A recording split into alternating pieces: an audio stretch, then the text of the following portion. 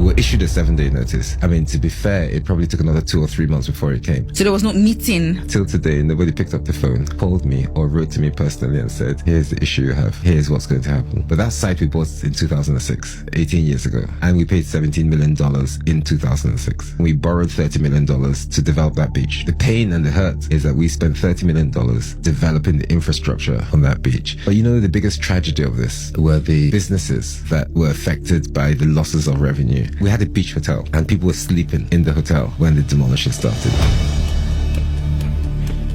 We didn't have time to take the fridges from the rooms, the TVs from the walls, the mattresses from the beds, the pictures on the walls. We didn't have time to take the plates from the kitchen. There were guests in the pool. There were over 160,000 members of the beach. And someone has decided, or a set of people have decided, that a road infrastructure project is more important than socio-economic activity along that 700-kilometer coastline. Look, unfortunately, I was the first kilometer. Were you compensated for this? Not a penny. Till date, we haven't been compensated. Is there a promise? Nobody has written to me and promised. Make a lie. One of the things we actually don't factor into doing business in Nigeria is that we don't always see the natural disaster or economic disaster into our business. And you see, it's real, and you tend to put money in a business, and after a while, you will discover that what you are trying to build is in way of an economic disaster or a natural disaster. We don't really have natural disaster in Nigeria, by the way, but then there are a lot of economic disaster.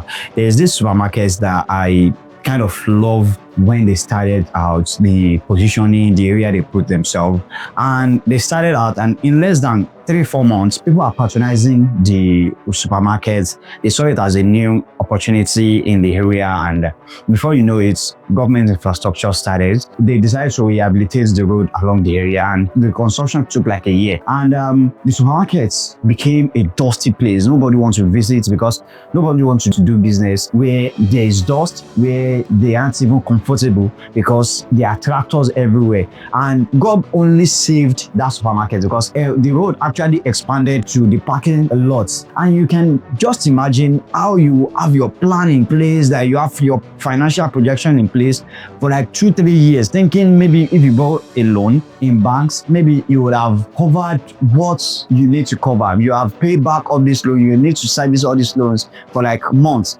and you getting to discover that business will really not flow well. You see, this is very, very saddening, and you as a business owner, you need to always put risk management in place. You need to know that things will not all be roses, and that's why you need to factor risk into what you are doing. So if you are a business owner, if you are thinking of starting a business, please try and look around possible disasters that is going to come unannounced. So you need to factor all these things in place. You need to make sure that you are ahead of the game, and that is why you always need to explore risk management strategy in case this kind of thing happen. And I must acknowledge one thing: some of these things are bound to happen and may happen even if you put risk management in place. But then if you are buoyant enough, put risk management and maybe business insurance in place if you have the money. Not everybody have money for business insurance. By so doing, you'll be able to cover at least little loss when this kind of a thing happens.